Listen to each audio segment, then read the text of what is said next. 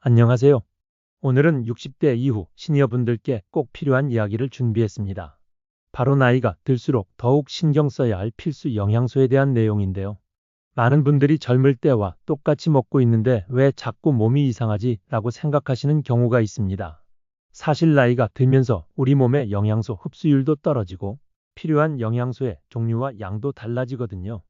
오늘은 시니어분들이 꼭 챙겨야 할 핵심 영양소들을 하나하나 자세히 알아보고 어떤 음식으로 어떻게 섭취하면 좋은지까지 실용적인 정보를 드리겠습니다.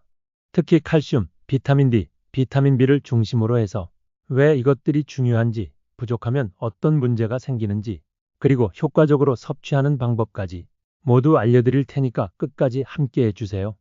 뼈 건강의 핵심은 칼슘과 비타민 D입니다. 먼저 칼슘부터 이야기해 볼게요. 60대가 넘어가면서 가장 걱정되는 것 중 하나가 바로 골다공증이죠. 특히 여성분들은 폐경 후 여성 호르몬이 감소하면서 뼈에서 칼슘이 빠져나가는 속도가 급격히 빨라집니다. 우리나라 시니어분들의 칼슘 섭취량을 조사해보면 권장량의 70% 정도밖에 섭취하지 못하고 있다는 연구 결과가 있어요. 60세 이상 성인의 하루 칼슘 권장량은 800mg인데 실제로는 550mg에서 600mg 정도만 섭취하고 계신 거죠. 칼슘이 부족하면 어떤 일이 생길까요? 처음에는 별다른 증상을 느끼지 못합니다. 하지만 시간이 지나면서 뼈 밀도가 떨어지고 작은 충격에도 골절이 생기기 쉬워져요. 특히 손목, 척추, 고관절 골절이 흔한데 이런 골절은 회복도 오래 걸리고 일상생활에 큰 불편을 주죠. 그렇다면 칼슘을 어떻게 섭취하면 좋을까요? 가장 좋은 칼슘 공급원은 유제품입니다. 우유 한 컵에는 약 300mg의 칼슘이 들어있어요. 요구르트, 치즈도 좋은 칼슘 공급원이고요. 하지만 유당불내증이 있으신 분들은 우유를 마시기 어려우시죠?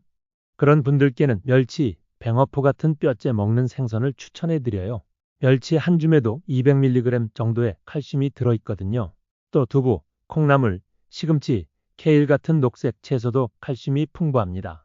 비타민 D는 칼슘의 동반자입니다. 칼슘만 많이 먹는다고 해서 뼈가 튼튼해지는 건 아니에요. 칼슘이 우리 몸에 잘 흡수되려면 비타민 D가 꼭 필요하거든요. 비타민 D는 칼슘의 장 흡수를 도와주고 뼈에 칼슘이 잘 붙도록 도와주는 역할을 합니다. 문제는 나이가 들수록 비타민 D 결핍이 심해진다는 거예요. 피부에서 비타민 D를 만드는 능력이 떨어지고 야외 활동도 줄어들면서 햇볕을 쬐는 시간이 부족해지거든요.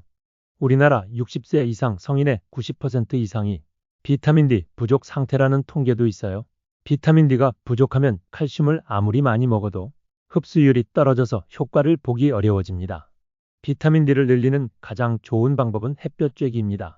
하루 30분 정도 오전 10시에서 오후 3시 사이에 햇볕을 쬐시면 됩니다. 특히 팔과 다리를 노출시켜서 직접 햇볕을 받는 것이 좋아요.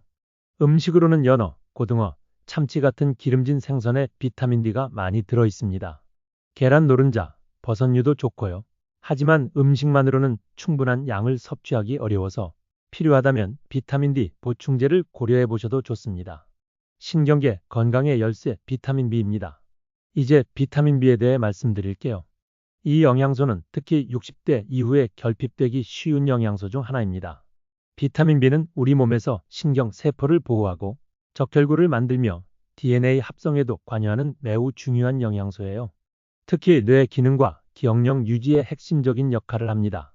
나이가 들면서 비타민 B가 부족해지는 이유가 있어요. 위산 분비가 줄어들면서 비타민 B의 흡수율이 떨어지거든요. 또 위염이나 위축성 위염을 앓고 계신 분들은 더욱 흡수가 어려워집니다. 비타민 B가 부족하면 어떤 증상이 나타날까요? 초기에는 피로감과 무기력함을 느끼게 됩니다. 그러다가 점차 기억력이 떨어지고 집중력이 저하되며 손발이 저리는 증상이 나타날 수 있어요. 심한 경우에는 빈혈이 생기기도 하고 우울감이나 인지기능 저하까지 올 수 있습니다. 비타민 B는 주로 동물성 식품에 들어있어요. 소고기, 돼지고기, 닭고기 같은 육류와 생선, 계란, 유제품에 풍부합니다.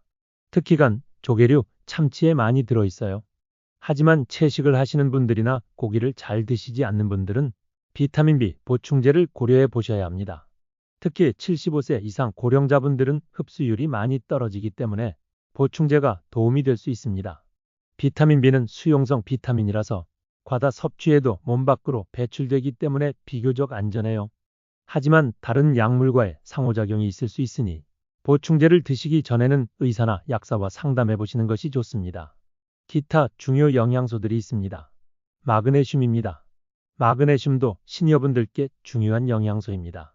마그네슘은 300개 이상의 효소 반응에 관여하고 근육과 신경 기능을 정상으로 유지해주며 혈압 조절에도 도움을 줍니다. 마그네슘이 부족하면 근육 경련, 불안감, 불면증, 부정맥 등이 생길 수 있어요. 현미, 견과류, 녹색잎채소, 콩류에 마그네슘이 풍부하니까 이런 음식들을 자주 드시기 바랍니다. 오메가3와 지방산입니다. 오메가3와 지방산은 염증을 줄여주고 심혈관 건강에 도움을 줍니다. 특히 DHA는 뇌 건강과 인지기능 유지에 중요해요. 일주일에 2번은 등푸른 생선을 드시는 것이 좋습니다. 고등어, 꽁치, 삼치, 연어 등이 좋은 오메가3가 공급원이에요. 생선을 잘 드시지 않는 분들은 호두, 아마시, 들기름을 활용해 보세요. 다음은 아연입니다. 아연은 면역 기능과 상처 치유에 중요한 역할을 합니다. 나이가 들면서 면역력이 떨어지는데 아연이 부족하면 더욱 감염에 취약해질 수 있어요. 굴, 소고기, 닭고기, 콩, 견과류에 아연이 많이 들어 있습니다. 특히 굴은 아연의 최고 공급원이니까 겨울철에 굴을 드시는 것도 좋은 방법이에요. 효과적인 영양소 섭취법에 대해서 말씀드리겠습니다. 영양소를 많이 먹는 것도 중요하지만 흡수율을 높이는 것도 중요해요. 칼슘은 한 번에 500mg 이상 섭취하면 흡수율이 떨어지니까 나누어서 드시는 것이 좋습니다. 아침에 우유 한 잔, 저녁에 요구르트 하나 이런 식으로 말이에요.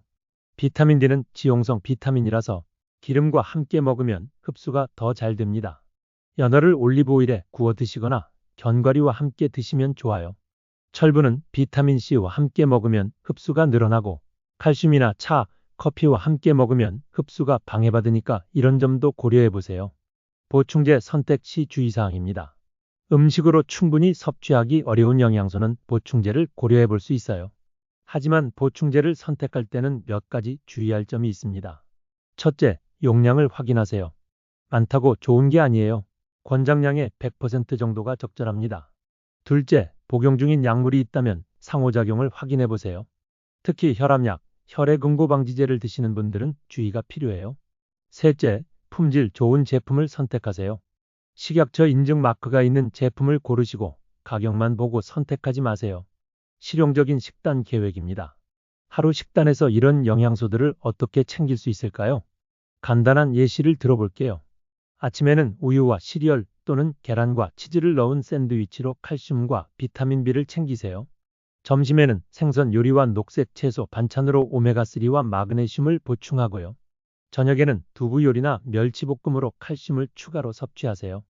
간식으로는 견과류 한 줌이나 요구르트를 드시면 좋아요. 그리고 날씨가 좋은 날에는 20분 정도 산책하면서 햇볕을 쬐는 것도 잊지 마세요. 오늘은 시니어분들께 꼭 필요한 필수 영양소들에 대해 알아봤습니다. 칼슘과 비타민 D로 뼈 건강을 지키고 비타민 B로 신경계를 보호하며 마그네슘과 오메가3와 아연으로 전반적인 건강을 챙기는 것이 중요하다는 점을 기억해 주세요. 무엇보다 중요한 것은 균형 잡힌 식사와 꾸준한 관리입니다.